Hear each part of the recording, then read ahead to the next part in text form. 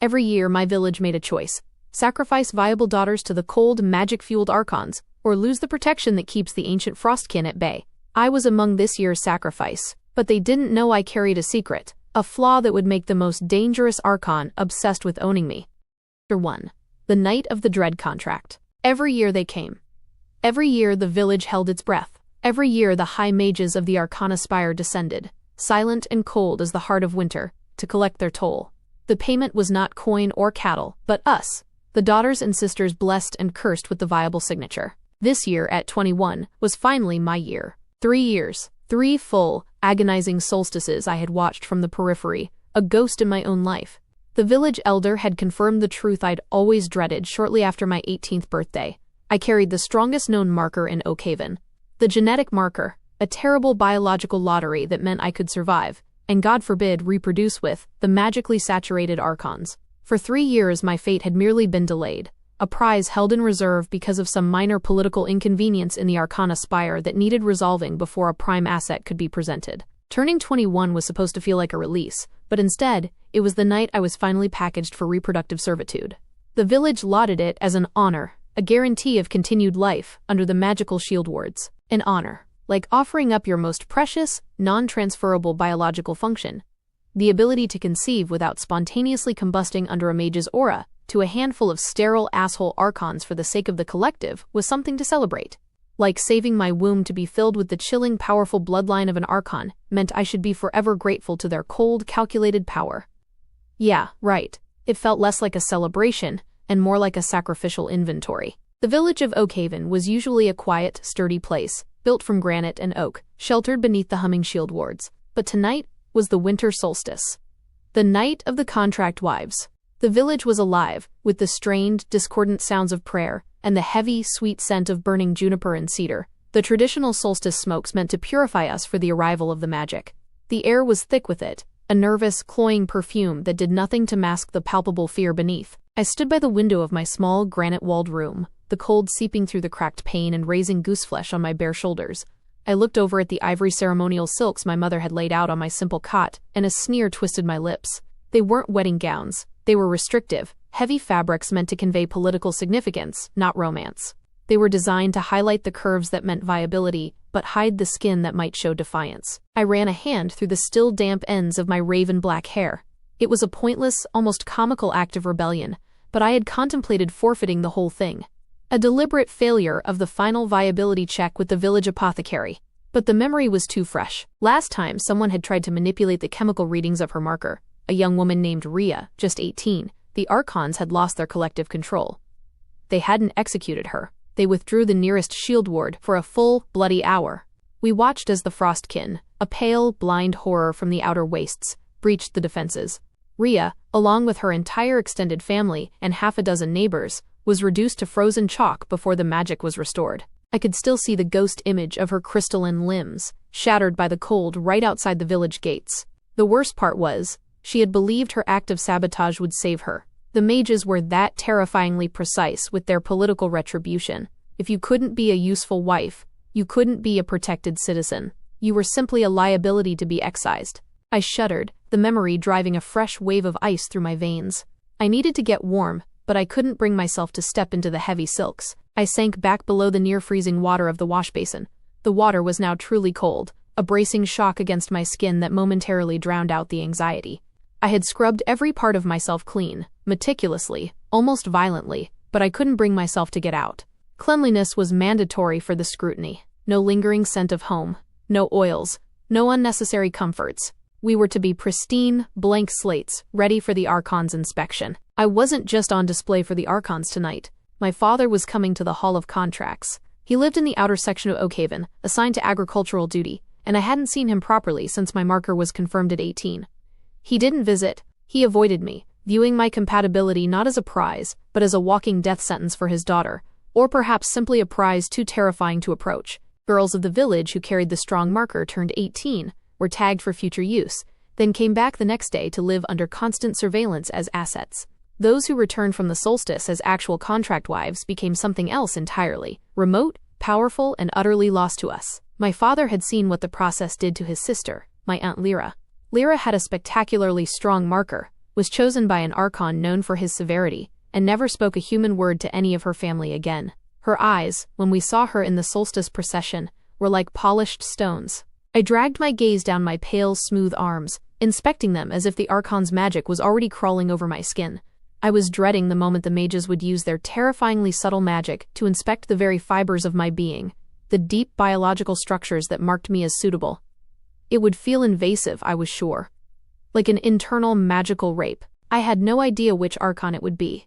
The assets and the mages were not allowed to have any contact outside of formal gatherings to avoid unauthorized use of the genetic marker. Or, more realistically, to prevent any emotional attachment that might cause an asset to attempt an escape. But there was one person I would see. My cousin, Lycia. We were born a month apart, and we both had the marker. We had never been friends. She had embraced the honor, with a chilling, self-sacrificing fervor. She was going tonight too. It was fucked up, but there was nothing I could do. Nothing except get out of the wash basin and put the stupid silks on. I was about to heave myself up when my mother came in.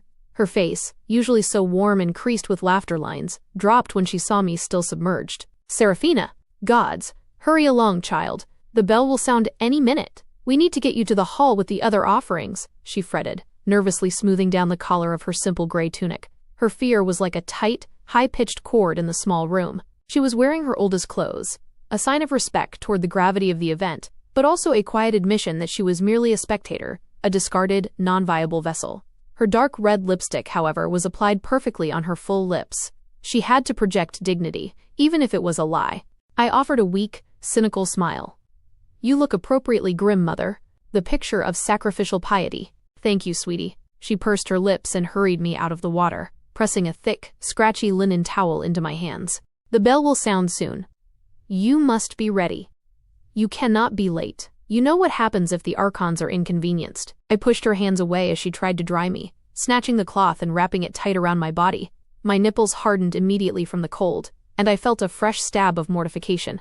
This body, which she was so keen to preserve for the mages, felt like a cage of flesh and dread. "I will be out in a minute," I promised, and she hesitated, her eyes lingering on the tight curve of the towel around my waist, before nodding and leaving. I needed longer than a minute, but I was already late. That wasn't a surprise. Most of the tasks I was given by the matrons seemed menial and dull, not worthy of my promptness. The village matrons had long given up trying to lecture me. I slid on the ivory silks. They were heavy, high-necked, and ran down my body, emphasizing the slight curve of my hips, proof of my reproductive viability. The fabric felt cold against my skin, but soon it was a stifling shroud. It wasn't a comfortable cold. It was the cold of a tomb. I hated them. They made me feel like an object, a porcelain vase wrapped in protective cloth. I reached for the mandatory thin linen undergarments, then looked at the comfortable thick woolen leggings I usually wore. They were infinitely comfier, warmer. I chewed my lip in indecision. They were coming off for the scrutiny anyway, so did it really matter? A tiny, pointless act of defiance. "Don't you dare, Seraphina. Wear the clothes you have been given." Any deviation is seen as defiance, and defiance is seen as unwillingness. My mother's voice was sharp as she opened the door, a scowl of pure maternal terror etched on her face. She knew me too well. I huffed and slid the linen on with a grimace. It did nothing to temper the chill, or the sense of being exposed. My mother didn't beam with pride. She simply looked defeated, then came forward with a brush. I sat down at the wooden vanity as she brushed out my damp, raven black waves. "Are you terrified?" she asked, her voice barely a whisper, and it was the first time she had openly spoken the word. I shrugged, staring at my reflection. A pale, wide-eyed stranger in a costume. "No. It's just politics. The physical act is irrelevant. It's the contract that matters." She shook her head, her eyes shimmering with the memory of Aunt Lyra. "Then you are braver than I ever was. And wrong. The physical act is the point." "Did the scrutiny hurt?" I asked, focusing on her reflection instead of my own. She nodded, her expression tightening into a mask of remembered pain. "Not in a physical way. There is no fire or ice, but when they touch the marker, it feels like they are taking inventory of your soul, not just your blood. It feels like a key turning deep inside you, and they can see everything they need." "Thanks, Mom." Now I was terrified. "How many offerings are there this year?" I asked, mostly to distract her from the fearful line of questioning. 8. 8 of you will be presented. You're the last group, based on the strength of your marker's latency.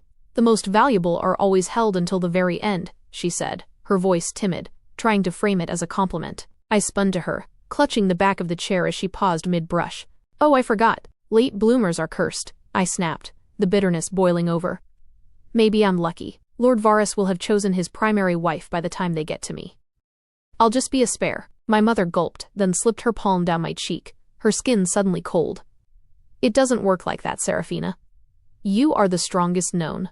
That means you go to the most demanding archons, the ones who need the purest, most stable genetics to counteract their own power." "Well, how would I know? You haven't explained anything about the allocation process," I huffed, and spun back so she could finish my hair. The brush came through my hair slower, before my mother stopped altogether. "They'll come, and they'll scrutinize you all. They'll look deep into your blood and soul. Then you'll be loaded into the sealed carriages.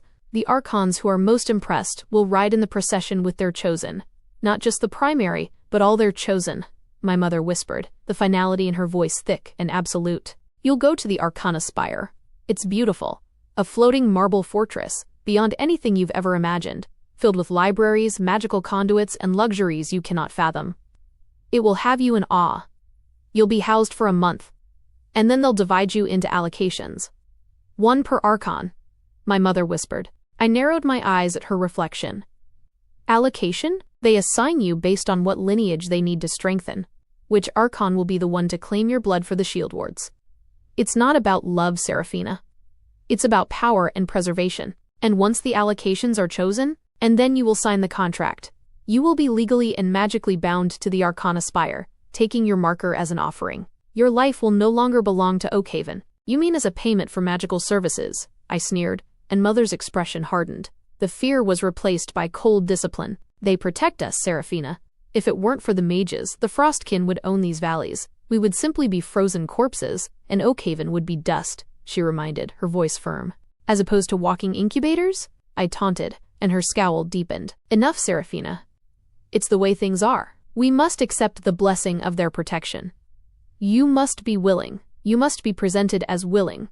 She placed the brush down, her hands trembling. "Willing," I repeated, the word tasting like ash. She took my hand and led me to the door. We stepped into the main chamber of our small home, and the faint, unsettling sounds of the village, the low chanting, the tolling of a small, repetitive handbell, seemed to amplify. Suddenly, a massive, chilling sound blared from the center of the village. The ceremonial bell of the Hall of Contracts. Not the handbell, but the deep, resonant toll of heavy bronze that chilled me to the bone and vibrated through the granite floor. Mother's eyes widened, truly terrified for the first time. "Seraphina, run!" she gasped, her hands pushing lightly on my back. I hesitated for a moment, letting the fear anchor me before I stepped out into the frigid night air, the heavy ivory silks rustling around my ankles, carrying me toward my fate. Chapter 2. The Scrutiny and the Countercharm. The cold air outside was not just temperature, it was pressure. The massive, brassy toll of the solstice bell still vibrated through the air, demanding speed and compliance. My mother and I moved at a breathless, frantic pace down the narrow, winding pathways of Oakhaven. The village, usually quiet and dark after sunset, was lit by hundreds of low, flickering tallow lamps set into niches in the granite walls. The light was weak, casting long, nervous shadows that danced with the cedar smoke. The air was heavy, not just with the cloying scent of juniper and nervous sweat, but with an underlying invisible hum, the sound of the shield wards being subtly reinforced. The magic was tightening around Oakhaven like a fist, securing the assets within before the consumers arrived. My mother gripped my arm, her nails digging in sharply, a silent command for haste that transcended mere physical speed. It was a demand for internal submission. "Eyes down, Seraphina. Focus on the ground. Don't look at the villagers." The villagers, however, were unavoidable. They lined the path leading to the hall, their faces etched with a strange, repellent mix of awe and pity. They were relieved they hadn't been chosen, yet mesmerized by the sacrifice. They saw us not as girls, but as the fragile, living pillars holding up their protection. "Look at them," I hissed, but my mother yanked my arm, pulling me faster. "They are terrified. They rely on the contract. Seraphina. Just be quiet. Be obedient for 1 hour. Just 1 hour. 1 hour to seal 21 years of life into a legally binding contract of servitude." We reached the central square, and the sheer scale of the gathering hit me. The square was packed. Hundreds of villagers were standing in silent rows, and in the center stood the Hall of Contracts, a vast, squat building of black basalt, its huge wooden doors inlaid with silver markings representing the Archon's bloodlines. It was never used, except for this night. Guarding the perimeter of the hall were the sentinels, large, silent men in dark, heavy armor, loyal to the Arcana Spire. They weren't mages, but their proximity to the high magic always left them with a disturbing stillness, like statues carved from ice. They were merely the muscle. The true power was yet to arrive. Suddenly, a voice cut through the strained silence, high-pitched, annoyingly cheerful, and steeped in manufactured reverence. "Seraphina! You are nearly late. How unbecoming of a prime asset." I turned, and there she was, Lycia, my cousin. She stood near the entrance of the hall, with the 7 other girls, the offerings. Lycia looked stunning, sickeningly perfect in silks identical to mine. Her normally soft brown hair was braided with thin, silver wire, and her expression was one of radiant, almost feverish anticipation. "Lycia, you look appropriately terrified," I replied, allowing my lips to curl in a sneer. She didn't flinch. Instead, she stepped away from the cluster of pale, trembling girls and walked toward me, her hands clasped serenely beneath her chin. "No, cousin. I look ready. Ready to serve the wards.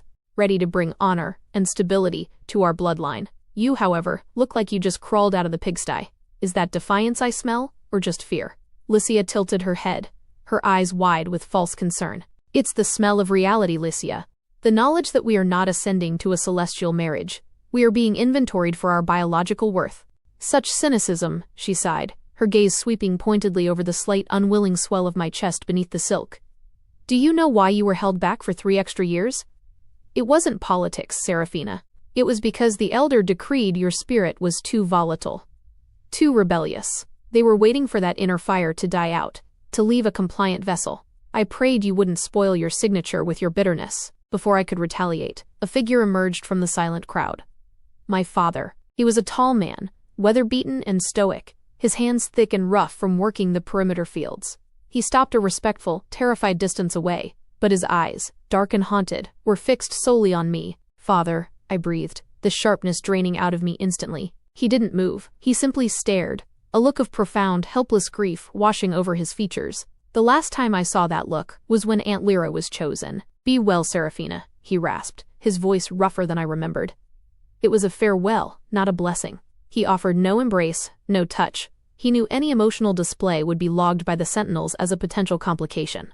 He simply nodded, once, a short, final gesture of surrender, and vanished back into the shadows of the crowd. The pain of his avoidance felt like a physical blow, stripping away my defiance and leaving me raw. He viewed me as already gone, already Archon property. "See?" Lycia whispered, stepping close enough for her clean, floral scent to cut through the smoke. "Even he knows this is inevitable. Accept the honor, cousin. It makes the touch easier." A small, choked sound escaped me. I pushed past Lycia and joined the other 7 girls, standing stiffly in a line facing the ominous basalt doors. The arrival and the revelation. We waited. The silence was absolute, save for the rhythmic, low drone of the sentinel's prayer chant. Then, the ground began to tremble. It wasn't an earthquake. It was the movement of immense, controlled magical power. The air grew instantly colder, the warmth of the tallow lamps seeming to wither.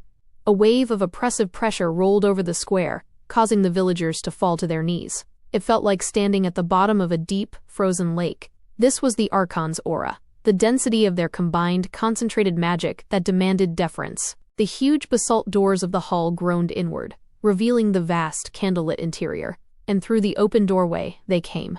The Archons of the Arcana Spire. They moved with a terrifying grace, their robes woven with silver threads that caught the light, and their faces were severe, angular, and profoundly beautiful in a stark, inhuman way. They were tall, their physical presence radiating authority and cold intellect. There were perhaps a dozen of them, led by one figure who instantly drew all light and attention, Lord Varus. Lord Varus was the rumored youngest and most powerful of the High Mages, famous for his ruthless ambition and the strength of his personal shield ward, which was said to rival the Spire's own defenses. He was clad in robes of deep obsidian, embroidered with frost-white runic symbols. His hair was the color of glacial ice, slicked back from a forehead marked by a faint silver scar. His eyes, they were the most unsettling feature, a crystalline, pale gray that seemed to absorb light and heat. When his gaze swept over the line of girls, it felt less like looking, and more like performing a geological survey. They did not speak. They simply arranged themselves on a raised platform inside the hall, their collective power filling the space. This was it, the scrutiny. Suddenly, my mother broke rank. A small, desperate sob escaped her, and she ran forward, clutching my hand fiercely, her eyes darting between the sentinels and the terrifying figures in the hall. "Mother, no! Get back!" I whispered, paralyzed by fear. A sentinel instantly moved toward her, his hand reaching for the ceremonial blade at his hip. My mother ignored him, her voice urgent, vibrating with a knowledge she had kept hidden for 21 years. "Listen to me, Seraphina. Quickly. I wasn't just non-viable. I was tested weak, but I know how they work. When they begin the scrutiny, they don't just look at the blood. They look at the flow. They look for stability, for willingness, for a predictable genetic pattern to bond to the Arcana's ley lines." The sentinel was only steps away. She jammed something cold and small into my hand, a sliver of polished amber, warm from her palm. "This is an ancient counter-charm from the old ways. It's infused with the pollen of the black nightshade, harmless but magically disruptive. When they reach for your core signature, when you feel that key turning inside you, clench this. Do not let go. It won't break the contract, but it will destabilize your marker, just enough. It will make your viable signature look unreliable, flawed. Like a flickering candle." The sentinel grabbed her shoulder, his touch hard and impersonal. "It will draw attention, Seraphina, but it will draw the attention of the lesser archons. The ones who need stabilization, not pure power. It might save you from Lord Varus. He needs pure, uncomplicated strength to father his heir." "Make yourself complicated," she cried out, her voice cracking as the sentinel dragged her away. "Be difficult. Be flawed." She was hauled off, screaming my name, her red lipstick a desperate smudge on her face. The villagers watched, utterly silent. The archons did not react, their cold eyes watching the scene as if observing an interesting biological specimen display its defensive mechanism. I stood there, trembling, the small, warm amber shard clutched tightly in my right hand, hidden beneath the heavy silk sleeve. Lycia shot me a look of pure, unadulterated contempt. She had clearly registered the word counter-charm. The scrutiny. The first archon, an older, severe-looking man in deep green robes, stepped forward. He held a staff of shimmering, black iron. "Begin the scrutiny," he commanded, his voice deep and echoing. One by one, the girls were called. The girls walked onto a designated circle, etched with glowing runes in the center of the hall. They were forced to strip to the thin linen shift, and the archon used his staff to draw the magical energy. The scrutiny began on the girl next to Lycia, a pretty, nervous girl named Tamsin. When the archon passed his hand, palm down, a foot above her body, Tamsin stiffened. A faint silver light emanated from her chest, the visible manifestation of her viable signature. It pulsed once, twice, and then settled into a low, steady thrum. The archon nodded, jotting a notation on a slate. Strong. Consistent. Viability, medium-high. The process was brutally physical and exposed. The archons were not simply looking at her face. They were cataloging the curve of her hip, the flatness of her stomach, the strength of her bone structure, all through the lens of their magic. Tamsin was dismissed, her face pale, her hands desperately pulling her silks back on. Lycia was next. She walked to the center circle with her head held high, stripping her robes with a flourish that was part religious ritual, part burlesque. When the archon raised his hand, Lycia's signature flared, a bright, almost blinding silver. It didn't just thrum, it sang. Exceptional, the archon murmured, sounding impressed for the first time. Purity, absolute. Viability, peak. Lord Varus, who had remained silent and still, leaned forward slightly. His pale eyes flickered, marking Lycia. Lycia caught his gaze, and offered a small, perfect smile. She was clearly destined for a primary role. The ultimate prize. The line moved quickly. 7 girls, all strong, all compliant. Now, only I remained, Seraphina of Oakhaven, the archon called, his voice booming. The last of the latent signatures. I walked onto the circle, trying to project a semblance of indifference that I didn't feel. The basalt was cold beneath my bare feet. My heart was hammering against my ribs, and the small amber charm felt hot and moist in my clutched right hand. I shed the silks, revealing the plain linen shift. My body felt sickeningly exposed under the combined, cold stare of the archons. I tried to remember the look of disdain my father had given me, to cling to my bitterness. The archon with the black iron staff stood before me. He raised his palm. Show us the viable signature. The moment the magic touched me, it was exactly as my mother had described. It wasn't heat or pain, but a deep, profound sense of violation. It felt like 10,000 cold, intelligent needles slipping through my skin, past muscle, past bone, directly into the genetic code at my core. It was the feeling of a key turning in a lock I didn't know I possessed. My signature flared immediately, reacting to the intrusive magical probe. It was not the blinding silver of Lycia, but a deeper, richer gold. It pulsed, stronger than Tamsin's, more resonant than Lycia's. A wave of awe rippled through the archons. Even Lord Varus shifted in his seat, his gaze suddenly intense. My signature was the strongest, pure, consistent, powerful. No, not for Lord Varus. I clenched my right hand, crushing the amber shard. I felt a tiny, sharp crack. The magic from the black nightshade pollen immediately released. It was a subtle, internal magical static. The golden light of my signature, which was expanding outward, suddenly flickered. It shuddered, like a piece of paper curling near a flame. Instead of a steady, unwavering flow, the light began to skip, a small, frustrating interruption in the pattern. The Archon frowned, removing his hand hastily. "What is this?" the Archon demanded, turning to his colleagues. The initial latent reading suggested peak purity. But the flow, it is erratic. Disrupted. There is an intrinsic instability in the bond pattern. Lord Varus rose, his obsidian robes swirling. His crystalline eyes were locked onto my chest. He descended the steps and walked directly toward me, his aura hitting me like a physical punch. His presence was crushing, cold, demanding, and utterly dominant. He stopped a few feet away. I could smell the sharp, metallic scent of high magic emanating from him. He lifted his hand, a hand with long, elegant fingers that looked capable of both intricate magic and unimaginable cruelty. He didn't hover. He pressed his magic directly toward my core. The golden light of my signature surged again, trying to fight off the Archon's probe, but the pollen static held. The light sputtered, like trying to run water through a blocked pipe. Lord Varus leaned in, his face inches from mine, and I felt the shocking cold of his breath on my ear. "An unwilling asset or a defective one?" he murmured, his voice a low, perfect resonance that promised retribution. "A prime signature that is flawed." "Explain the instability, girl." I stared up into his impossibly pale eyes, and for a terrifying moment, my defiance faltered. But then I remembered my father's haunted face, Lycia's smugness, and my mother's desperate sacrifice. I clung to the shattered amber in my hand. "I only possess the strength I was given, my lord," I whispered, forcing myself to hold his gaze. "The flow is what it is." He held the look for a long, agonizing moment, then gave a sharp, dissatisfied gesture. He returned to his seat on the dais, his eyes still burning into me. The older Archon cleared his throat. "Instability confirmed. The signature holds peak viability, but the flow is unreliable. We cannot allocate a core bloodline to an unreliable flow. This asset must go to a lesser house, one with greater existing stability to counter the internal descent." The Archons collectively nodded, already turning their attention to the first girls. Lycia looked utterly stunned, her coveted prime position snatched away by a perceived fault. I had done it. I had ruined my viability just enough to avoid the worst Archon, but in doing so, I had ensured I would not be an honor. I would be a problem. And problems always had a cost. I was dismissed, pulling my silks on with shaking hands, the chilling realization settling deep within me. I was still claimed, but now, I was both a prize and a burden. Chapter 3. The Obsession and the Allocation. The moment I stepped off the scrutiny circle, the air changed. The villagers who had lined the walls were ushered out, their participation complete.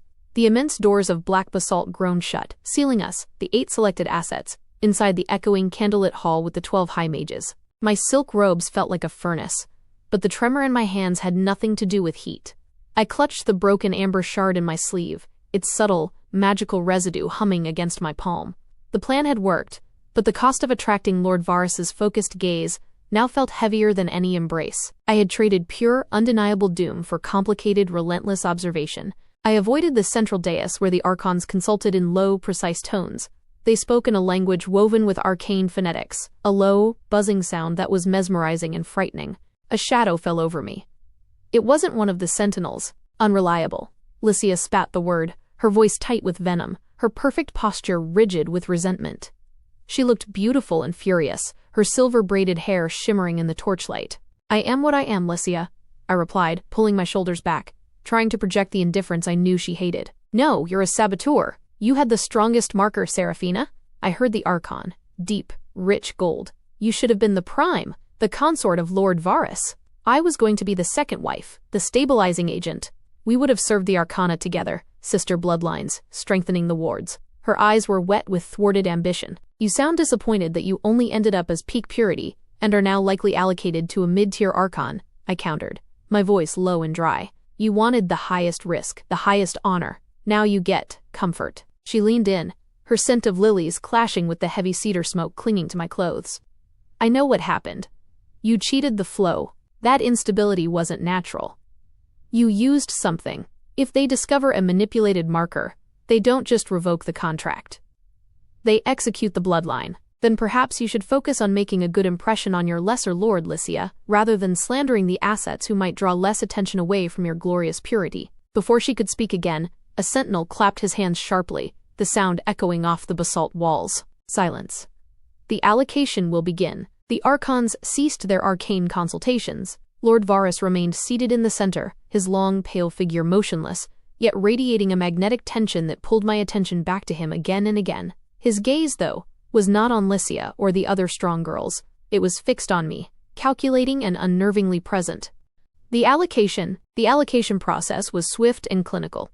The older archon, the one who had conducted the scrutiny, stood before a huge, magically illuminated map of the spire's infrastructure, glowing points of light indicating various wards and magical conduits. Assets are assigned, based on the precise genetic and magical requirements of the respective bloodlines necessary to stabilize the wards, he announced. Tamsin, viability, medium-high, flow consistent, was allocated to Archon Lyra, a scholar whose line needed consistent, moderate strength for library wards. Lycia, viability, peak, flow, absolute purity, was allocated to Archon Thel. Thel was an archon of immense influence, second only to Varus, who was known for his cold, long-term magical projects. Lycia's face lit up with triumphant relief. She had achieved her high rank. Then came my turn. The archon frowned, looking at his slate, and then pointedly at Lord Varus. Seraphina of Oakhaven, viability, peak, flow, unreliable. He read, the emphasis on the last word like a slap. Due to the intrinsic instability, a flaw of unknown origin, the asset cannot be assigned to any primary bloodline without jeopardizing the stability of the Arcana Spire's central nexus. I held my breath, the amber shard digging into my palm. I had succeeded.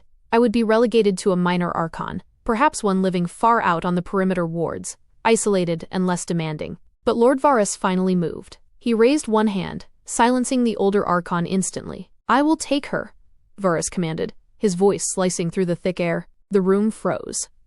The older archon gaped. Lycia, who had been preening, turned to stare, her triumph dissolving into shock. Varus rose slowly, descending the dais with the deliberate, heavy grace of a predator. Every eye in the hall was on him, but his were fixed on me. My lord? The older archon questioned tentatively. The report clearly states her flow is unreliable. Your bloodline requires the purest possible stability for the wards you maintain. She is a risk. Varus stopped just a few feet from me. The proximity of his power was overwhelming. The air felt charged, metallic, and sharp. It didn't just feel cold now. It felt like a knife blade resting on my throat. He didn't address the older archon. He addressed the hall, but his gaze never left mine. The greatest instability is often the greatest reservoir of unmapped power. The flow is unreliable because it is unpredictable. I maintain the most critical nexus of the spire, one that requires unique, dynamic energy. I do not require a predictable drone. I require a challenge. I require an anomaly that can be understood, harnessed, and controlled. His eyes, those crystalline gray depths, finally moved. They swept over my body, slow and proprietary, settling on the visible pulse in my throat.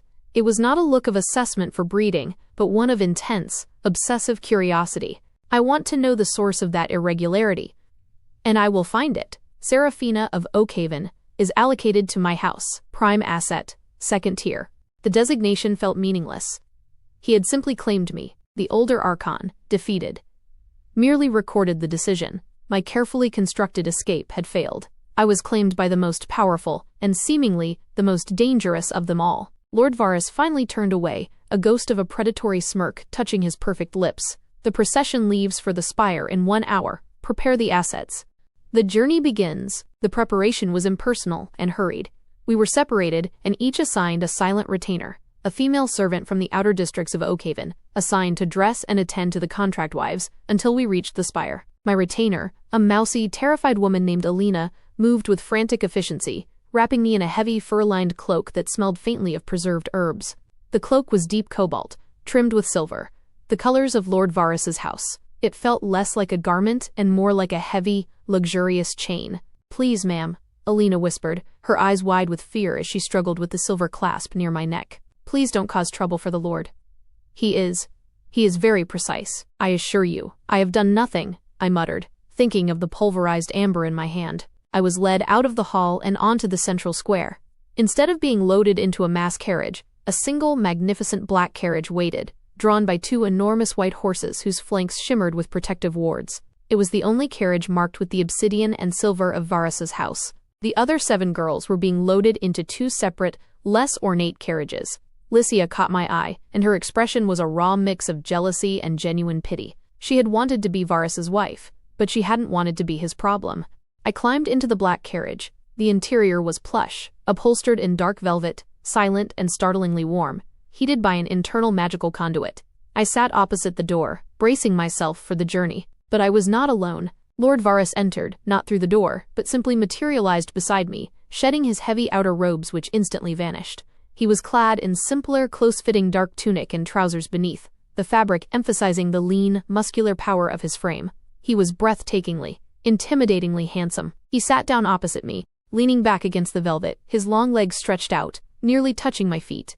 He did not look like a mage who had just claimed a reproductive asset. He looked like a scientist who had just acquired a complex, fascinating puzzle. The carriage lurched, starting the long, silent journey toward the Arcana Spire, which floated high above the northern peaks. "You are quiet, Seraphina," he observed, his voice a low, cultured baritone that held the same chilling quality as his magical aura. "My lord, I was instructed to be compliant," I replied, keeping my voice level, my eyes fixed on the silver trim of his cloak, now folded neatly on the seat beside him. "Compliance is a minimum requirement, not a virtue. Your marker suggested you were anything but compliant." It fought the scrutiny. It flickered, a golden signature, with a dissonant core. Fascinating. He reached out, his hand moving with unnerving speed, and gently lifted my chin with a single cool finger. The slight pressure forced me to meet his pale, relentless gaze. "Look at me, Seraphina. You are mine now. You are an asset of the Obsidian House.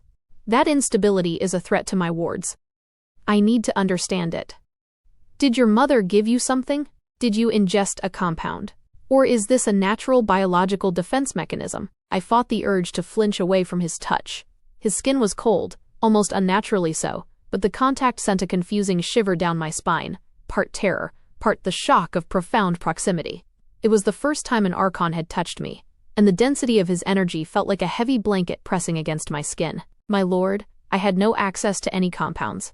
I am simply a village girl," I lied, letting the amber shard's memory fuel the conviction in my voice. He withdrew his hand slowly, the moment of contact lingering like a subtle burn.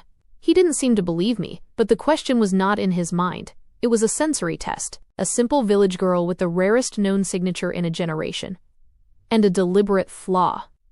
The dissonance is unique. It's a tremor in the force, a moment of independent will deep in the biological framework, he mused, leaning closer, his gaze dropping from my eyes to the curve of my neck, then lower, to the rise and fall of my chest beneath the silk shift. The sensuality was not one of desire, but of dissection. He was appreciating the form, but only to better understand the function. "You have an exquisite shell for such instability. The silks they gave you are too restrictive. They hide the subtle movements I need to observe." He leaned over the narrow space, his obsidian robes brushing against my knee, and my breath hitched.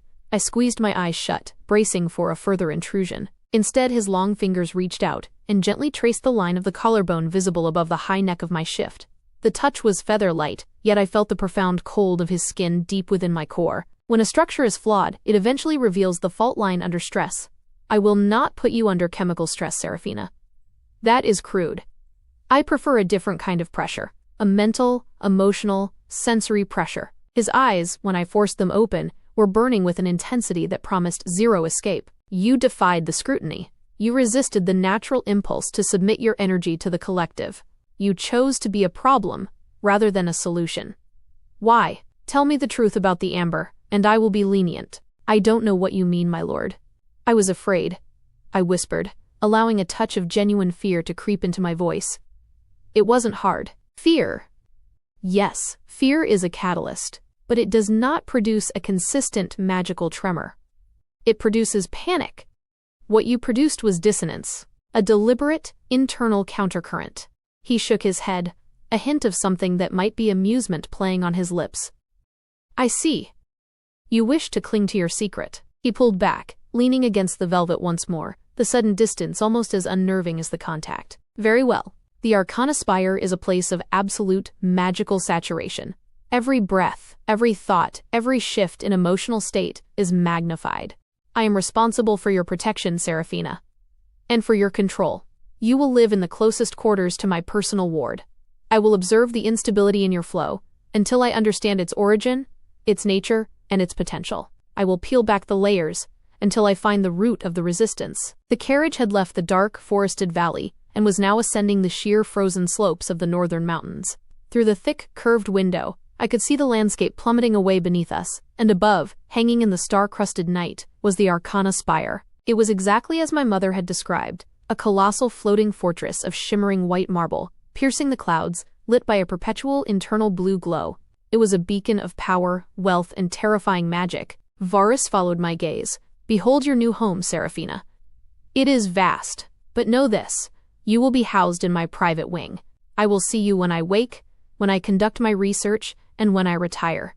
There will be no privacy, no distance, and no escape from my scrutiny. He settled deeper into the velvet, crossing his arms over his chest. His posture was relaxed, but his aura was anything but. Consider this carriage ride our first consultation. I did not choose you for your purity, Seraphina. I chose you because you are a mystery. I intend to solve you. Every physical and magical secret you keep will eventually be mine. He closed his pale eyes, a clear indication that the conversation was over, but the atmosphere was dense with his presence. I felt his magic humming around me, a subtle, invasive pressure that already felt like it was beginning to map the very contours of my soul. He didn't need to touch me again. His dominance filled the space. I sat motionless, watching the glorious, cold, terrifying bulk of the Arcana Spire grow larger in the viewport, realizing I hadn't simply traded one form of servitude for another. I had traded a predictable, cold future for a volatile, obsessive one. Lord Varus hadn't just claimed my body for his lineage, he had claimed my very resistance as his new research project. I was trapped in a black velvet cage with the man who now knew I was a liar, and who was clearly determined to find the truth, no matter how intimately he had to search. Chapter 4. The Private Quarters and the Research. The journey from Oakhaven to the Arcana Spire took the rest of the night. Inside the black carriage, the silence was thicker than the velvet upholstery, broken only by the rhythmic, muted clip-clop of the magically protected horses and the nearly imperceptible hum of Lord Varus's aura. I sat opposite him, shivering despite the carriage's warmth, feeling the crystalline focus of his closed eyes boring into me even in the dark. I had time to watch the spire grow, from a distant, ethereal glow in the night sky to a truly colossal, impossibly elegant structure. As the carriage passed through the final, massive magical veil, a sensation like plunging through ice water, the rising sun finally broke over the horizon. The spire was bathed in blinding, cold light. It was a masterpiece of floating architecture. Towers of white marble spiraled upwards, connected by shimmering bridges, all held aloft by massive, intricate runic conduits etched into its base. It felt like walking onto the seat of a silent god. The carriage didn't stop in a communal yard. It continued directly up a magically assisted ramp that corkscrewed around the spire's central pillar, stopping finally at a high, secluded entrance designated by the obsidian and silver crest of House Varus. My door was opened by a stern-faced, silver-haired retainer. "Welcome to the Obsidian Tower, Asset Seraphina," he intoned, his voice devoid of warmth. "Lord Varus has preceded you." Varus had materialized out of the carriage before the wheels even stilled. He stood on the marble landing, gazing over the vast, cloud-filled expanse of the valley, radiating an inhuman stillness. I stepped out, the air here thin, biting, and intensely saturated with raw magic. It was exhilarating and suffocating all at once. The light filtering through the spire's central crystal spire was blindingly bright, casting the pristine white halls in razor-sharp shadows. "Do not tarry, Seraphina," Varus commanded, not turning, his voice echoing off the crystalline walls. "The spire amplifies the flow.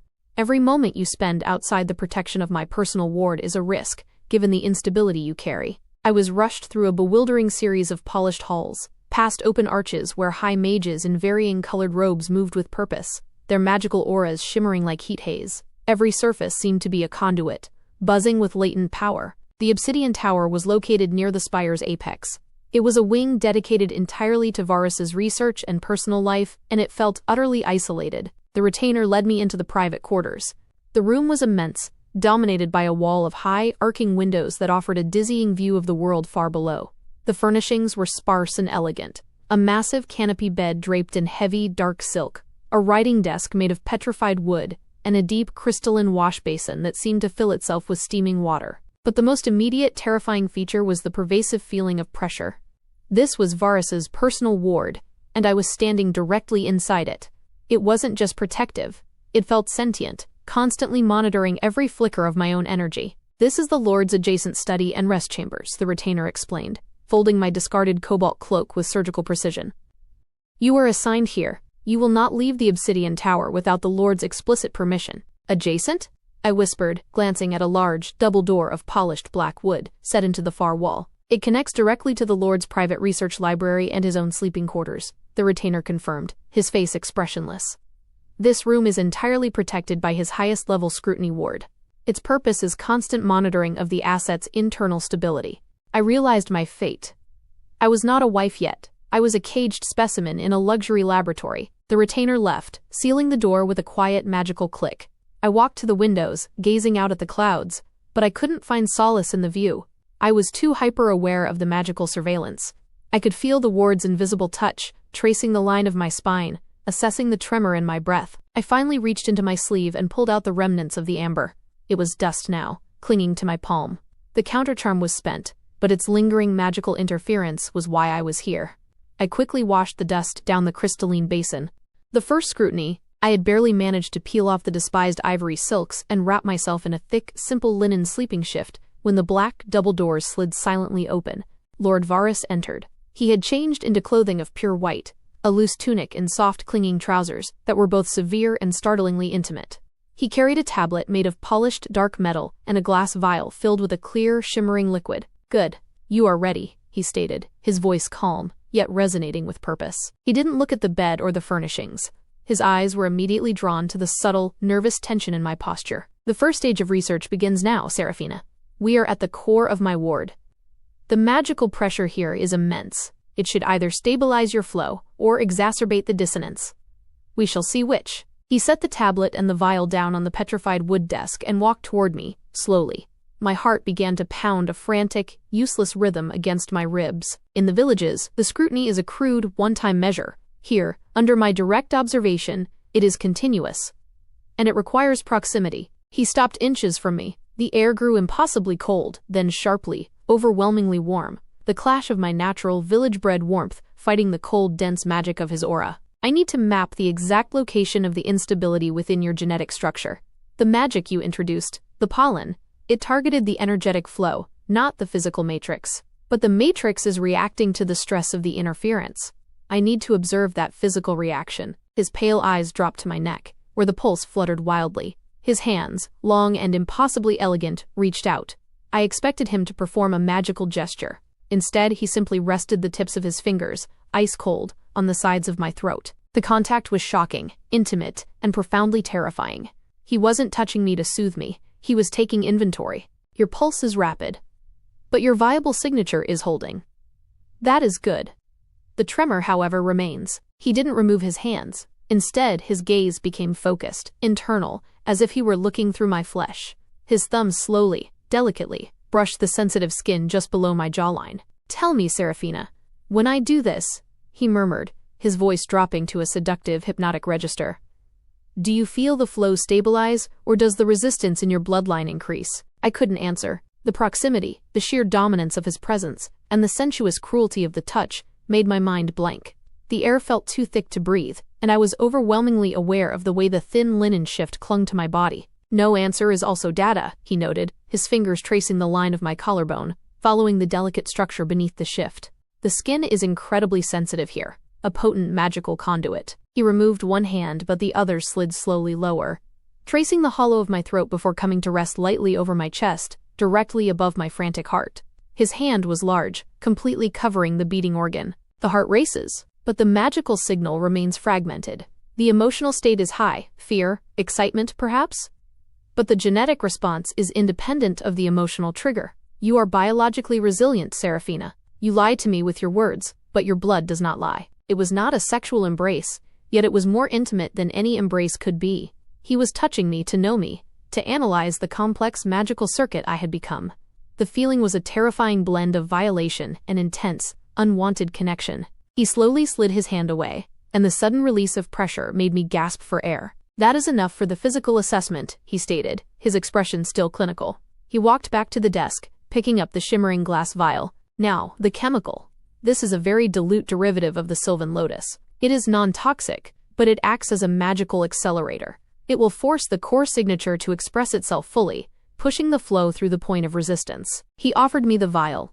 It smelled faintly of mountain spring water and something sharp, like crushed ice. You will drink this now. It will not hurt, but it will be profoundly uncomfortable. If the instability is external, if it was indeed the counter-charm, this will flush it out.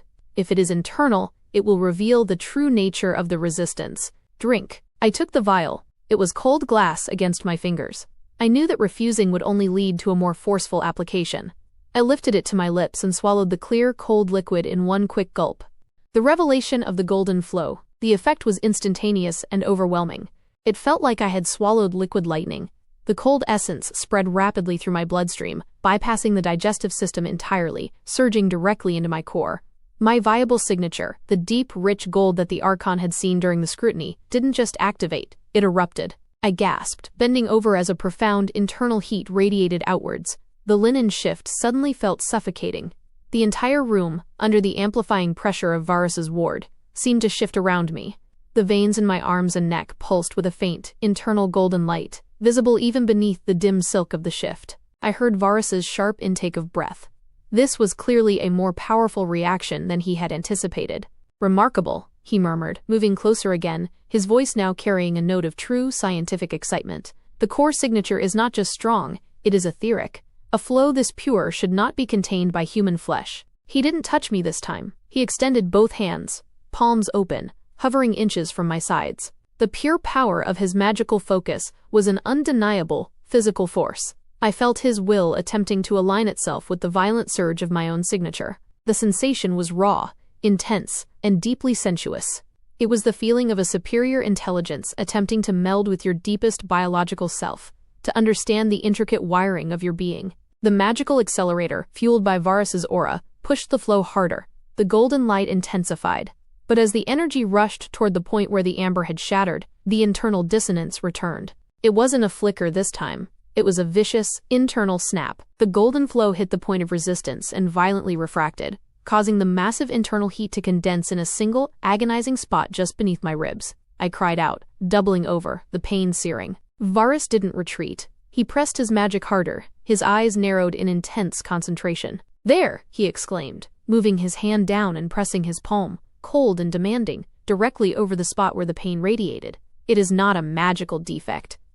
It is a scar, a point of profound biomagical trauma that is structurally embedded in the flow pattern." I braced against his touch, trying to breathe past the overwhelming pain and the dizzying sensation of the magnified magic. His hand, heavy and possessing, was the only thing anchoring me in the room. "Tell me about the scar, Seraphina. Tell me what happened when you were younger. What broke the flow?" His voice was urgent now, the controlled scientist momentarily replaced by the obsessive researcher. I don't know," I choked out, the pain making my denial weak and pointless. He sighed, a long, impatient sound, and withdrew his hand. The internal heat immediately began to subside, leaving me shaking and drenched in sweat, the silk shift clinging indecently to my skin. A scar. It is not an active magical interference. It is a memory. A defense mechanism. Your body, your bloodline, somehow suffered a devastating intrusion of power and learned to wall it off, to disrupt the flow to survive. He paced the room, running a restless hand through his pale hair. He stopped, turning to me, his pale eyes glittering with terrifying admiration. "You are not an unreliable asset, Seraphina. You are a damaged asset. But that damage is a map to a deeper, more volatile source of power. An artifact of survival." He walked back to the bed and sat down on the edge, sinking into the dark silk. He looked up at me, my ravaged body swaying slightly from the magical shock. "You are shaking. And you are magnificent. That scar is the most compelling genetic structure I have seen in centuries. You fought the Arcana's demand for purity, even if you did it unconsciously." He reached out and gently plucked the thin linen shift away from my collarbone, where it was plastered to my skin with sweat. His touch was no longer clinical. It held a terrifying proprietary sensuousness. "From this moment forward, my research changes. I will not merely observe you. I will not seek to remove the scar. I will seek to understand what power created it, and what power it now protects. and I will do this with constant, intimate contact. He stood up, towering over me. You will rest now, Seraphina, but know this. I am not simply your archon. I am your researcher, and your purpose here is no longer merely reproduction. It is investigation. I will know every beat of your heart, every twitch of your magical flow, every dream that passes through your mind. He gestured to the bed, the thick, heavy silk sheets beckoning like a dark abyss. Rest. The ward is watching. I am watching.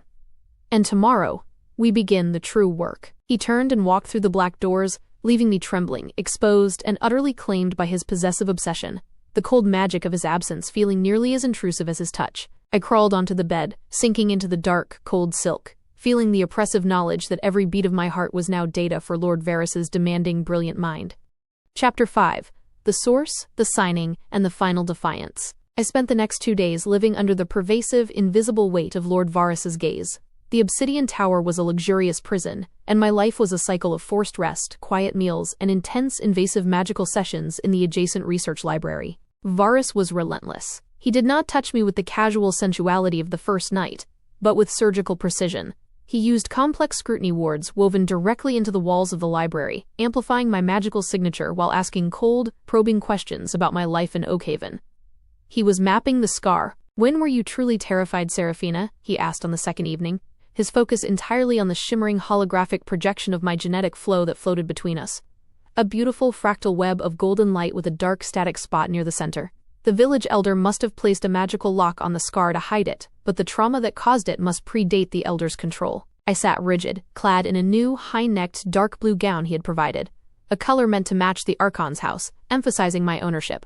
I have only ever feared the Frostkin, my lord. And the scrutiny. Fear of a remote enemy does not create a biomagical defense mechanism, he scoffed, tapping the holographic projection. This is a wound from high magic.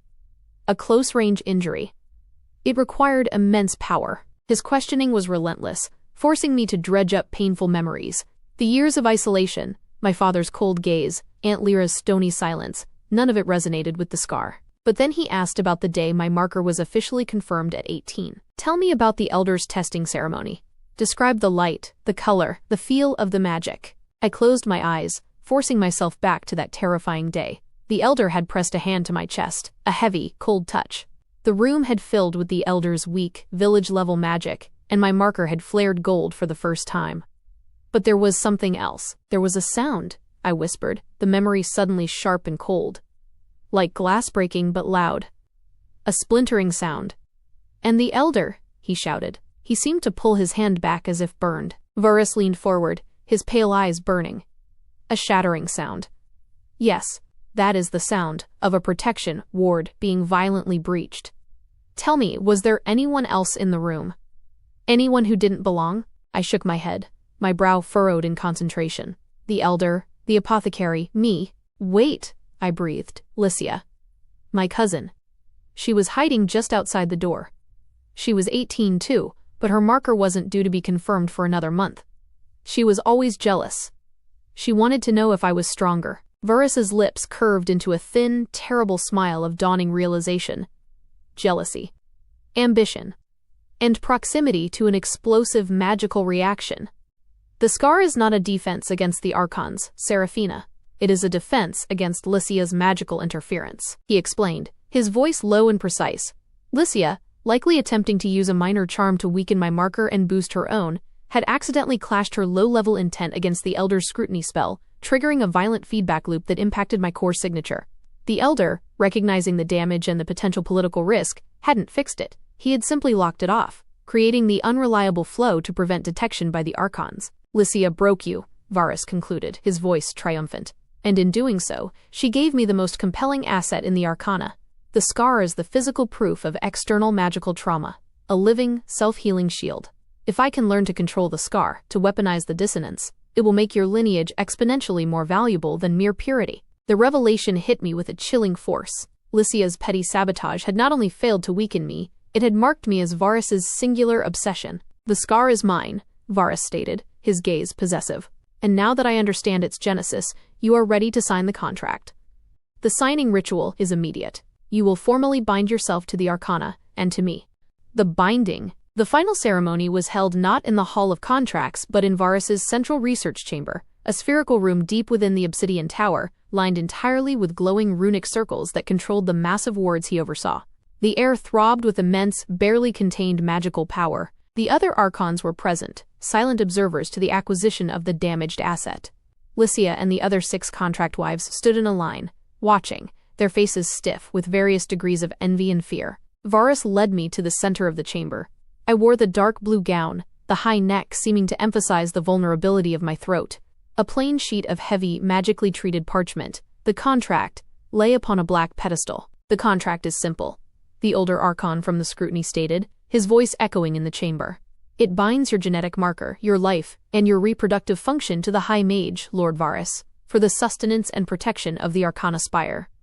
It is non-revocable. It is sealed with your signature and your lifeblood." Varus stood beside me, his arm resting lightly on the small of my back, a gesture that was entirely proprietorial and profoundly intimidating. I could feel the cold, demanding pressure of his personal ward pressing in on me. "Sign, Seraphina," Varus murmured in my ear, his breath cold. "Embrace the future I have planned for you." I looked at Lycia. She looked terrified, but also strangely triumphant. She knew the secret of the scar. She knew that even now, in my final moment of surrender, I was a living, breathing proof of her hatred. "No. I won't surrender." I realized I couldn't break the contract. I couldn't flee, but I could utilize the truth Varus had just forced me to remember. I reached out my hand. A small silver stylus, designed to draw blood for the ritual, lay next to the parchment. I picked it up, feeling the sharp, cold point. "My lord," I said, my voice clear and steady, cutting through the heavy silence of the chamber. "I am ready to sign, but you have mapped the scar. You know its origin. You know it was caused by external magical sabotage." Varus stiffened, his cold fingers digging into my hip. He hadn't intended for me to address the circumstances publicly, especially not in front of the other archons and Lycia. "The flaw is irrelevant now. Sign the contract," he commanded, the velvet texture gone from his voice replaced by cold steel. I ignored him, my eyes locked on Lycia. She was visibly pale, her perfect composure beginning to crack. The archons require purity. They require truth. "The instability in my flow was caused by the envious actions of another asset," I announced to the room, my voice carrying the amplified power of the wards.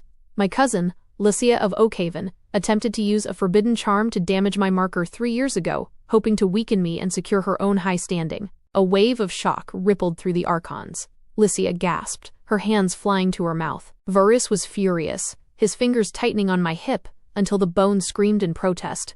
He leaned down, his lips brushing my ear. "Silence, Seraphina. You will not compromise my research with your petty revenge." "My lord, I am merely providing context for your research," I argued, turning my head slightly so my breath ruffled his pale hair. "The purity of the contract is at stake. Lycia is an asset of high standing, allocated to Archon Thel. Her genetic strength may be pure, but her intent is tainted by malice and deceit." The older archon addressed Varus stiffly. "Lord Varus, this is a serious accusation against an allocated asset. If true, Archon Thel's acquisition is compromised." Varus, though radiating white-hot fury, knew he couldn't dismiss the accusation without investigation. It would undermine the very premise of the allocation.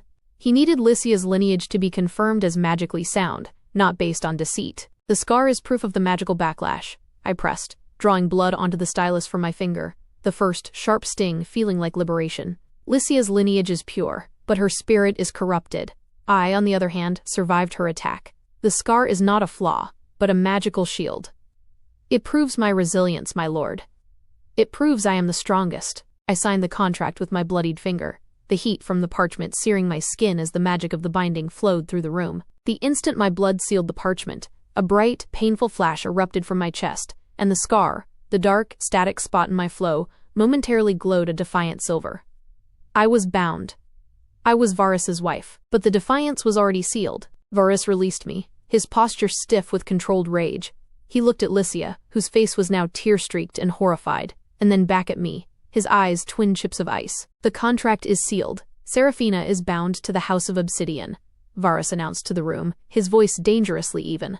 "However, due to the claim of compromised allocation against asset Lycia, this matter will be investigated by the Codicil of Purity. Lycia, you are temporarily suspended from the House of Thel." Lycia collapsed, her ruined ambition a stain on the pristine floor. Varus turned to me, his anger now layered with a dark, profound possessiveness, the joy of owning something so volatile. He reached out and wrapped his hand around my neck, not a lover's touch, but an assertion of complete control. You have signed your fate, Seraphina. And in doing so, you have made a very powerful, very dangerous enemy. And you have given me something to study more closely than I ever intended. He pulled me against him, the sudden, fierce proximity shocking. His cold lips brushed against my earlobe. You sought to run from me, but you have only ensured that you are the singular focus of my every waking thought. The scar is now my most prized possession. And I will spend the rest of our binding teaching you the price of defying me, even in the name of truth. He pulled back, his eyes glittering with dark anticipation. The other archons averted their gazes. The binding ritual was complete. The interrogation had just begun. Chapter 6. The Intimacy of Control. The silence that followed the signing of the contract was louder than any magical outburst. The binding was complete. Seraphina was no longer an asset. She was the contract wife of Lord Varus, her resistance now officially categorized as the Scar. The other archons departed quickly, their withdrawal a silent acknowledgement of Varus's dangerous authority, and the political intrigue Seraphina had just unleashed upon the unsuspecting Archon Thel. Lycia was led away by a sentinel, her weeping silenced by a quick gesture from the older Archon. Her fate, investigation, and potential demotion or worse, was sealed by Seraphina's final act of defiance. Varus remained in the center of the pulsing research chamber, his hand still clamped possessively on my neck, his thumb resting over the throbbing pulse point. His anger was a magnificent, contained energy, cold, sharp, and terrifyingly concentrated. You have a flair for the dramatic wife, he observed, his voice a low, gravelly vibration that resonated directly through my bones. You have achieved two goals. You made me an enemy of Archon Thel, and you ensured that every day of our lives together will be spent either investigating the scar or punishing the audacity that revealed it. He finally released my neck, the loss of his touch leaving my skin tingling and painfully exposed. He didn't look at me with passion, but with the cool, calculating obsession of a man who had just acquired the most complex machine he had ever seen. We returned to the private chambers. The period of research is over. The period of integration begins. Integration. The word was clinical, yet it described the terrifying act of physical and magical union. The observation post. Varus led me back through the silent, luminous halls to the obsidian tower. He didn't walk beside me, he walked ahead, setting a brisk, demanding pace, forcing me to follow. When we reached the private quarters, I saw that the room had been subtly altered. The heavy, dark silk canopy was gone from the bed, replaced by sheer black netting that offered no privacy. On the wall opposite the bed, a newly installed slab of polished obsidian now glowed with faint, arcane script. It was a projection screen, showing, in real time, the fluctuating diagram of my biomagical flow, the golden lines, the frantic pulse, and the dark, disruptive spot of the scar. This room is now fully dedicated to monitoring the effectiveness of the binding, Varus explained, gesturing to the glowing screen. Your energy is my responsibility, Seraphina. Every moment of your emotional, magical, and physiological response will be measured against the ward. Consider that screen the third person in our marriage. It will tell no lies. He dismissed the servant who had been waiting, leaving us utterly alone. The air was thick, charged with the concentrated magic of his presence and the sheer anxiety of my own. Remove the gown, he instructed, his eyes fixed on the screen, not me. I hesitated. The dark blue gown felt like the last piece of formal armor I possessed. Obedience is paramount, Seraphina. The binding demands the synchronization of our flows. That begins with absolute transparency. You signed the contract. You are my property. Do not force me to use the enforcement wards this early. I moved slowly, trembling, and peeled the gown away. I wore only the thin linen shift beneath. The cool, analytical assessment of Varus's gaze felt worse than any lust. He was not looking at me with desire, but with the intent to solve a variable. Good. Now, the discovery you made today, the scar's true origin, it is crucial. The scar is a physical manifestation of a psychic defense mechanism. If I can stress it correctly, the defenses may collapse, revealing a new, purer level of potential. I will use the integration to press that defense. He walked toward me, the pure white of his tunic stark against the dark walls. He stopped when his body was almost touching mine. The scar has protected you from minor magical intrusion for 3 years. But it has also kept you small. It has prevented your signature from integrating fully with the Arcana's power. That changes tonight. He reached out and traced the line of my jaw with the tip of his finger, his skin cold. I require the synchronization of your flow with mine, Seraphina. I will not seek emotional pleasure in this union. I seek data, and I seek the breaking of your final resistance. He tilted my head back, forcing my gaze to meet his, He lowered his head, and his lips brushed mine, a cold, dry contact that held no sweetness, only dominance. Tell me, contract wife, does the proximity of my power increase the scar's resistance, or does the knowledge that your resistance is futile finally bring you stability? I could not answer. The mingling of terror, fury at my enforced compliance, and the shocking intimacy of his cold body against mine was overwhelming. His kiss deepened, becoming less exploratory and more proprietary. His hands found the small of my back, pressing me flush against him, forcing me to feel the rigid power and temperature of his magically saturated body. The sensuality was intense, born not of affection, but of the overwhelming power dynamic. The cold, demanding intellect of the Archon, seeking to possess and break the volatile, resistant human. I was his research subject, and this was the crucible. He lifted me easily into his arms, carrying me to the center of the bed.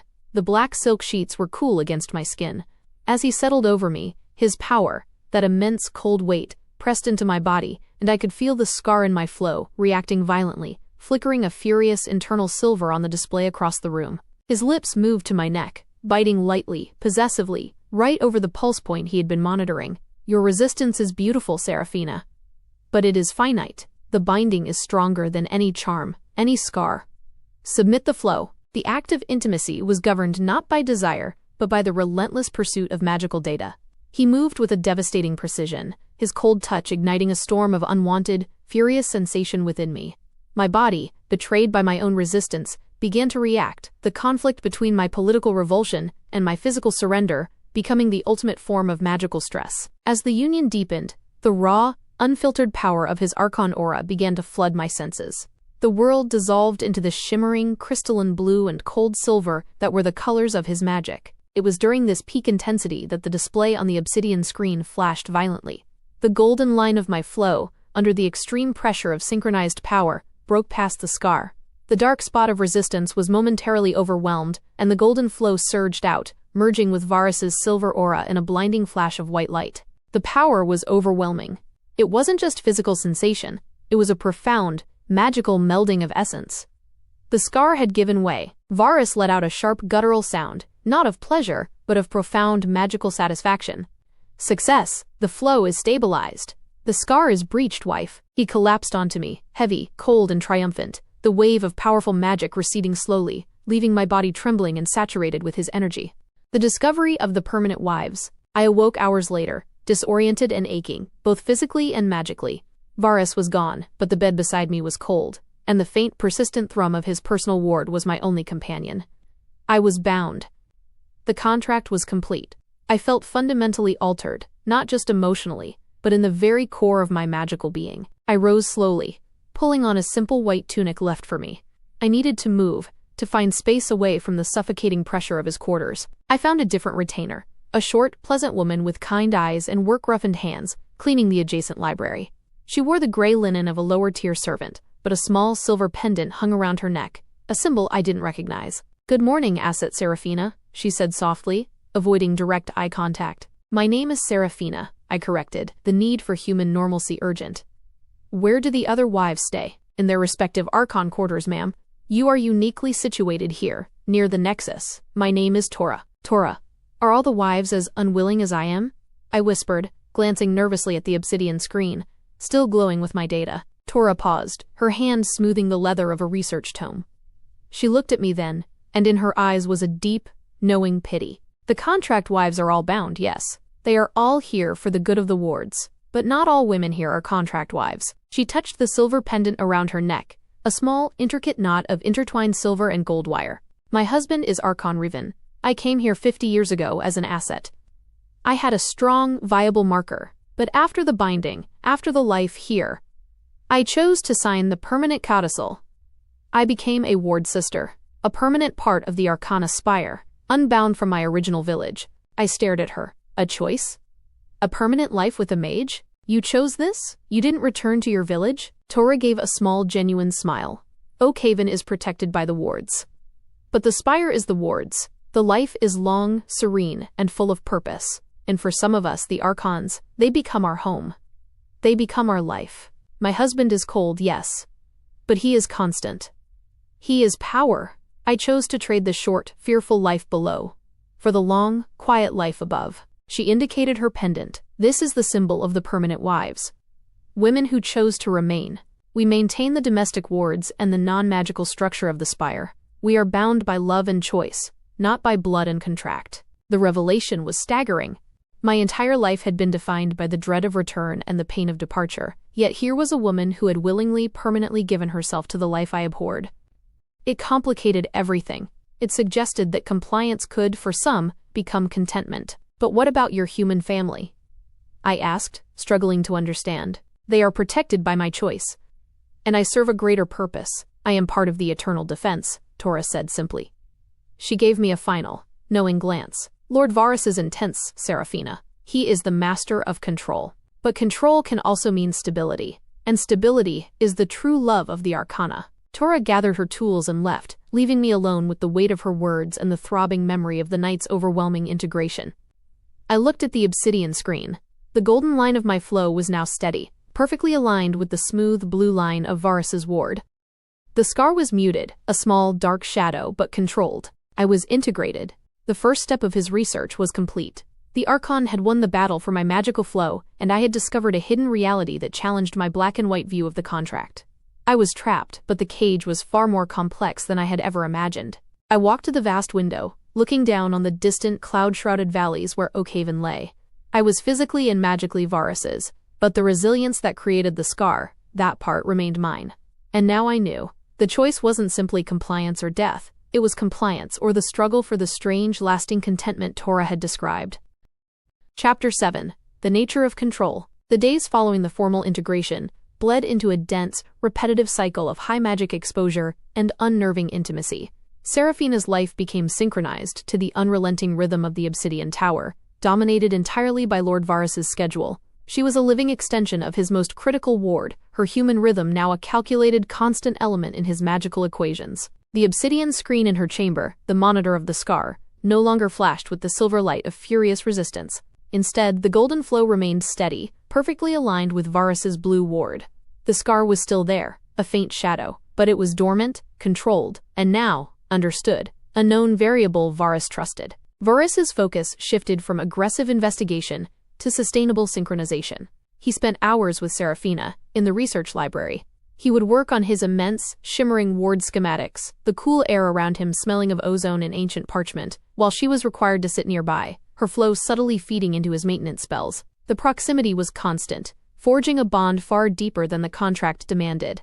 The intimacy, however, began its inevitable, slow change. The purely clinical objective, the need to breach the scar, was fulfilled. The contact, now that the data was confirmed and the flow stable, became tinged with something unexpected, a possessive comfort.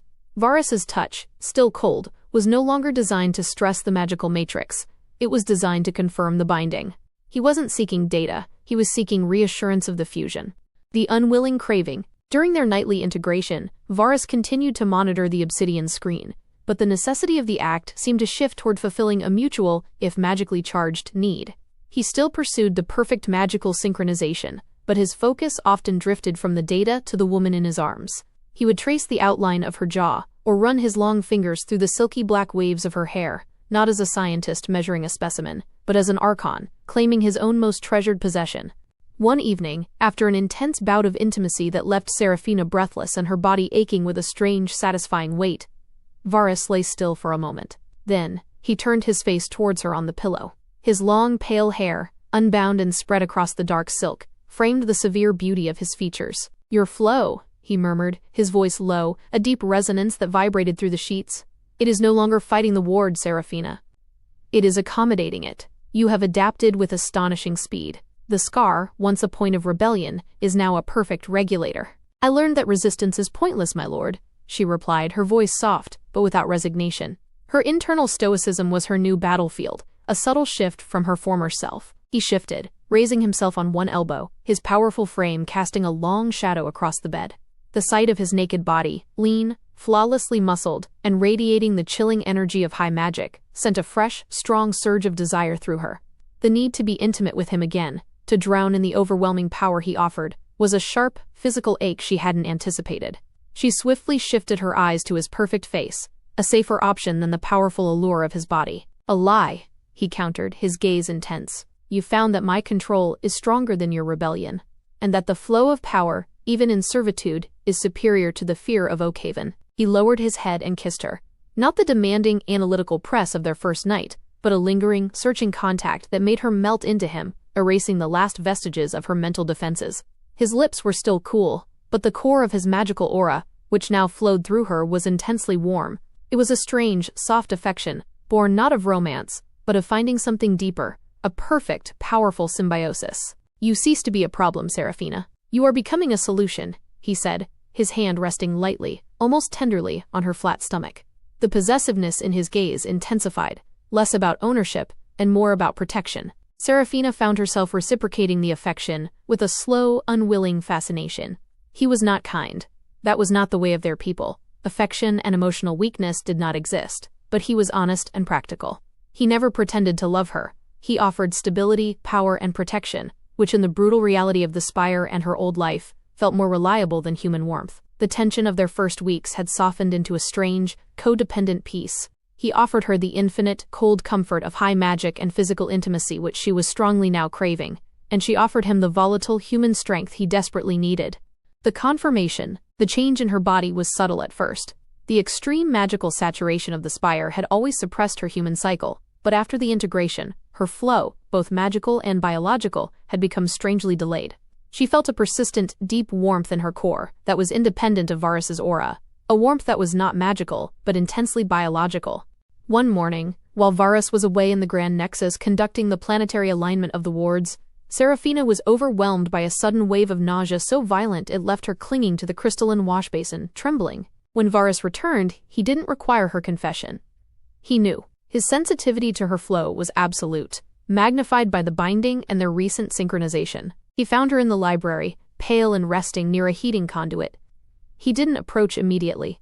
He stood at the threshold, his crystalline eyes narrowed, watching the display of her flow on the obsidian screen, which now showed a faint, secondary pulse interwoven with her own, a pulse that was distinctly, fiercely golden. "The instability," he murmured, his voice flat, yet vibrating with profound, suppressed emotion.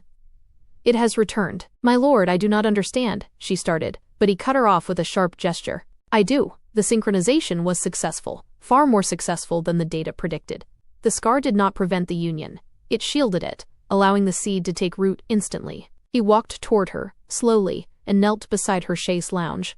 He did not touch her stomach, but placed his hand on the floor beside her head, his eyes fixed on hers. "You are carrying my child, Seraphina. The biological signature is already showing integration with the Archon lineage. A pure, powerful blend. A male heir, if the preliminary magical projections are accurate." The revelation hit her with a dizzying rush. Not just the fact of the child, but the terrifying implications. She was the vessel for the next generation of Varus's power.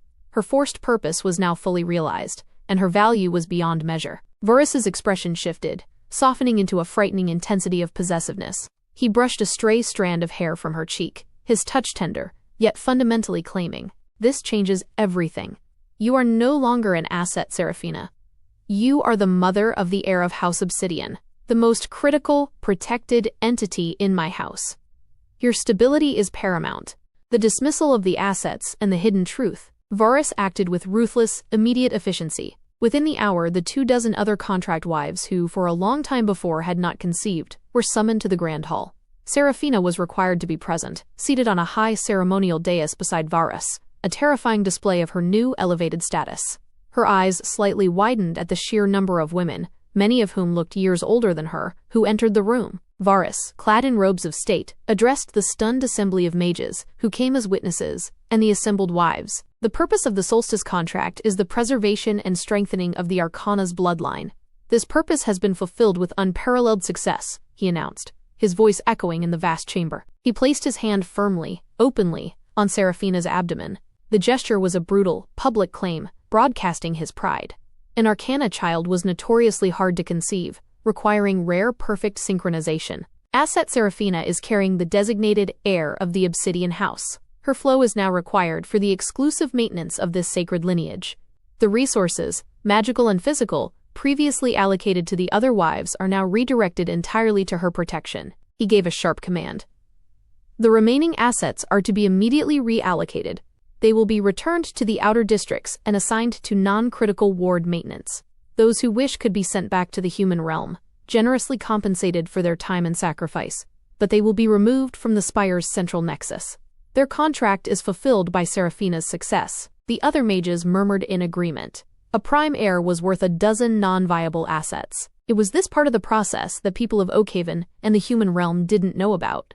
The women who were sent back to their homes majority of the time never managed to bear children for their mates. All people saw was the sad woman who returned. They only felt the loss they encountered once, back in their villages. The spire had them get used to comfort and permanent protection, something the human realm never gave. The shame of regret in leaving the spire is what kept most of them from saying they missed it, choosing to narrate instead how terrible of an experience it was, a necessary lie to protect their own pride and the village's fragile peace. After the women were let out, many with expressions of relief mingled with deep tragic failure, Varus led Seraphina back to the obsidian tower, his stride purposeful. His dismissal was not cruelty, it was simply a logical consequence of his singular focus. He required absolute stability for his heir, and the presence of other potential mothers, and volatile enmity that may arise, was an unacceptable risk. The crystal and the myth. Back in the obsidian tower, Varus's attention returned immediately to the magical integrity of their shared space. He guided Seraphina into his vast, private research library, the walls of which were stacked high with ancient scrolls and glowing arcana texts. The purity of the ward must be absolute now. We cannot risk any external, low-level interference near the air's flow, he explained, pacing before a large, shimmering display of runic protection spells. As Varus consulted a complex diagram, Seraphina's eye was caught by an object sitting on a pedestal near his main working station. It was a small, perfectly polished sliver of crystalline rock, dark, opaque, and entirely unremarkable. It was almost identical in shape and texture to the countercharm, the black nightshade amber, her mother had pressed into her hand before the scrutiny. She walked toward the pedestal, her heart beginning to pound with sudden recognition and confusion. She had believed that tiny shard of amber was her only weapon, her single act of defiance. "My lord," she said, her voice barely a whisper, pointing at the crystal. "What is that?" Varus turned, his eyes following her gaze. He walked over and picked up the stone, turning it slowly in his long, cold fingers. "Ah, this. A sample of common shadow mica. It is a biologically inert mineral found in the outer valleys. The villagers often mistake it for magically potent crystals. They use it as a talisman against the frostkin, or sometimes they grind it up in various compounds." "But what does it do?" Seraphina asked, her voice tight. The secret she had carried for months over using the counter-charm suddenly felt foolish and pathetic. Varus gave a short, dry laugh, the closest she had ever heard him come to humor. He drew her close to him, his hands sliding over her hips as he sat on the edge of the research table, and she instinctively straddled him, surprised to feel the immediate, familiar hardness of his desire pressing against her. "It does nothing, Seraphina. It is aesthetically pleasing, inert, and entirely devoid of magical potential. It is a myth, a psychological comfort that the village elders perpetuate to give the peasants a sense of control over the immense magic that rules their lives. If someone ground this into a powder and ingested it, it would pass entirely harmlessly through their system." He looked directly at her, his pale eyes penetrating.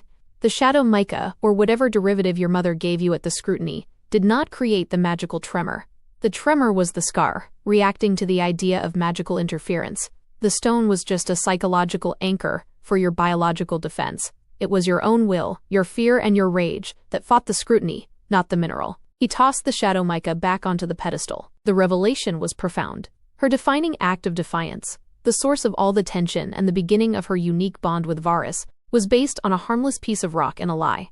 It was her own deep, unyielding will, her humanity, that had caused the magical dissonance. And Varus knew her secret from the beginning. He had chosen her not because she had a magical secret, but because her internal, psychological resistance was so strong, it could manifest as a physical defense mechanism. The soft affection she felt for him warred with the chilling realization of his ultimate control. He had systematically stripped away every piece of false hope she possessed, replacing it with the brutal truth of her own power, now harnessed for his purpose. "So you knew I was relying on a myth," she said flatly. The slide of his hands over her body was a gentle, possessive destruction, and now that she carried his child, she always craved to mate with him, the magical completion becoming an essential need. "Of course," he confirmed, his expression returning to his usual intense focus. "But the desire to resist was genuine, Seraphina. That genuine desire, channeled correctly, is what the Archons truly crave. It makes the bond stronger. And now, that bond protects the heir. We have no more need for myths." He pulled her closer, the sheer concentration of his will making her breath catch. "Now, wife. Let's lie down. I must attend to your needs. I can't let you starve for me. The heir requires the absolute synchronization of our combined flow, and the highest protection I can offer." He moved to the bed, pulling down the black net canopy, sealing them within the chamber. The intimacy was no longer a research experiment or an exploration of power, but a vital, magical function of their new, shared life. The cold, ambitious Archon and the resistant, pregnant human, bound by the child that was the ultimate proof of their complex, unwilling affection and Varus's terrifying control. Chapter 8. The Price of Stability and the Final Choice. The confirmation of the heir plunged the Obsidian Tower into a state of intense, magical quarantine. Seraphina's pregnancy, accelerated by the extreme density of the Arcana's ley lines and Varus's synchronized power, progressed with unnerving speed. What should have been 9 months passed in less than 5. Seraphina no longer felt fear of Varus, but a profound, complicated dependence. His control had become her stability. He oversaw her every meal, tracked her internal flow constantly, and never left the Obsidian Tower, unless absolutely necessary for ward maintenance. The soft affection that had blossomed was now fortified by the mutual obsession over their child.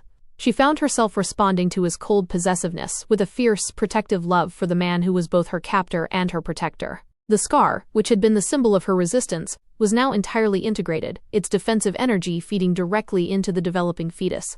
The heir was growing into a core of pure, potent golden light, a magnificent anomaly that surpassed even Varus's expectations. The betrayal and the breach. The peace was brutally shattered 3 weeks before the estimated birth date. Varus and Seraphina were in the central ward chamber, overseeing the final alignment of the heir's cradle ward, a spell designed to seamlessly integrate the baby's first breath with the spire's central nexus. Suddenly, the runic symbols tracing the wall began to flicker red. The deep, familiar thrum of Varus's personal ward stuttered, a sound of profound distress. Varus straightened instantly, his face turning hard and cold. A breach, not a frostkin attack. This is an internal, targeted magical assault. He consulted a glowing scrying orb. The image showed the outer districts, the perimeter where the demoted wives were assigned, and Lycia, standing alone on a high parapet. She was clad in tattered linen, her beautiful face distorted by hate, clutching a small, crude focus crystal. "Lycia," Seraphina whispered, the betrayal a bitter taste. "She's trying to destabilize the perimeter wards." "Worse," Varus snarled, his eyes fixed on the orb. "She knows the structural flow of my tower. She is using the perimeter nexus to fire a volatile counterspell directly at the central synchronization axis. She is trying to kill the heir." Lycia's magical attack, fueled by months of corrosive resentment, was not strong enough to pierce the main defenses, but it was designed to cause a momentary, focused magical turbulence right where the heir's flow was meant to integrate. The resulting backlash would either kill the baby or destroy the ward alignment, sending Varus's lifework into chaos. Varus moved with terrifying speed. "The breach is localized. Stay here, Seraphina. Under the cradle ward. Do not move." He vanished, reappearing instantly in the Grand Nexus, a place miles away in the spire. Seraphina watched the glowing projection of the wards flicker violently. Lycia's magical output was surprisingly sustained, driven by pure venom. Suddenly, a searing pain lanced through Seraphina's abdomen. The magical turbulence was affecting the child. Her own golden flow, though strong, was being pushed to its limit, trying to compensate for the external threat. The baby was reacting to the crisis. "No, not yet," Seraphina gasped, clutching her swollen belly. "You must not be born in chaos." She realized Varus was battling Lycia's external assault, but the ward chamber was still vulnerable to the internal pressure caused by the fight. The scar, that old defensive mechanism, stirred, roaring to life within her. Seraphina stumbled toward the central cradle structure, a shimmering pillar of light where the heir was meant to receive its first magical energy. She placed both hands against the pillar, ignoring the searing cold of the high magic. She didn't rely on a myth, she relied on her will. "I will not lose this child. I will not let her win." She poured her own concentrated energy, fueled by her absolute love and fury, directly into the ward structure. The golden light of her unique flow surged out, not in defense, but in overload. She wasn't fighting Lycia, she was overriding the ward's response protocols, using her body as a temporary, unstable power conduit to stabilize the entire nexus. The pain was agonizing, mixing the magical overload with the visceral agony of premature labor. The birth and the choice. In the Grand Nexus, Varus felt the sudden, massive surge of golden power. It wasn't the calm, synchronized flow he expected. It was the raw, desperate power of a dying star, brilliant, overwhelming, and utterly self-sacrificing. He destroyed Lycia's focus crystal with a single, brutal blast of ice-white energy, ending her threat instantly. He didn't wait to capture her. He reappeared instantly in the ward chamber. Seraphina was kneeling by the cradle pillar, drenched in sweat, her hair plastered to her face. The chamber was flooded with blinding golden light. The scar had activated one last time, sacrificing its energy to protect the child. Varus rushed to her side, his anger instantly dissolving into pure, terrifying concern. He lifted her into his arms, carrying her to the birthing platform, which shimmered to life with powerful healing wards. "The alignment is stable, Seraphina. You stabilize the flow," he breathed, his voice raw with a blend of scientific awe and emotional devastation. "But the scar, you sacrificed its core stability." "The baby, Varus," she gasped, her hands grasping his robes. "The baby needs stability." The birth was intensely magical. Varus, a high mage of unparalleled skill, became her anchor, his cold hand never leaving her body, synchronizing his ward directly with her weakening flow, guiding the massive, golden signature of the baby into the world. The child, a boy, perfectly formed with a faint iridescent gold sheen to his skin, was born into the spire's central ward. He let out a surprisingly strong cry, and the chamber's lighting shifted from critical red to a celebratory pulsing gold. The heir was safe.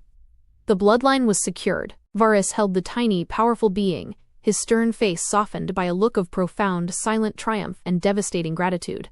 He had achieved his life's ambition. He finally looked at Seraphina, who lay exhausted, her core flow drastically depleted but utterly complete. "You saved him. You gave him everything," Varus whispered, his voice thick with uncharacteristic emotion.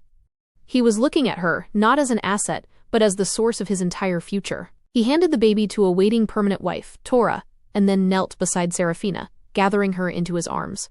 The chill of his body was comforting now, a known quantity in the aftermath of chaos. "The contract is fulfilled, Seraphina." "More than fulfilled," he stated, his pale eyes searching hers with a naked vulnerability she had never seen before. "The scar is spent. The heir is integrated. You are now free from the obligation of the binding. I swore I would never let you go.